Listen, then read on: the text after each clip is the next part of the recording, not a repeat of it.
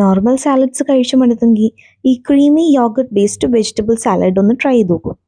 സാലഡ്സിന് നമുക്ക് ഇഷ്ടമുള്ള വെജിറ്റബിൾസ് എടുക്കാം.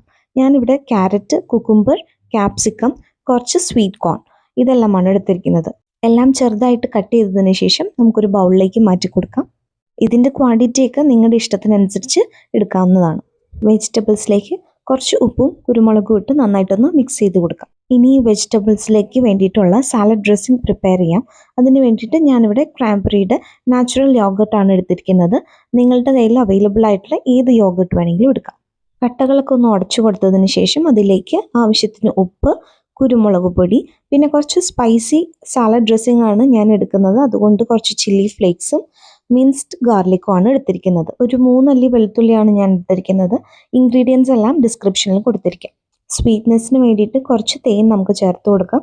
അതോടൊപ്പം തന്നെ കുറച്ച് ചെറുതായിട്ട് അരിഞ്ഞിരിക്കുന്ന മല്ലിയില, കുറച്ച് നാരങ്ങ നീരും കൂടെ ആഡ് ചെയ്ത് എല്ലാം നന്നായിട്ട് മിക്സ് ചെയ്തതിന് ശേഷം ആവശ്യമുണ്ടെങ്കിൽ ഉപ്പും കുരുമുളകും നമുക്ക് അഡ്ജസ്റ്റ് ചെയ്യാം. പ്രിപ്പയർ ചെയ്തിരിക്കുന്ന സാലഡ് ഡ്രസ്സിങ് നമുക്ക് ആ വെജിറ്റബിൾസിലേക്ക് ആഡ് ചെയ്യാം.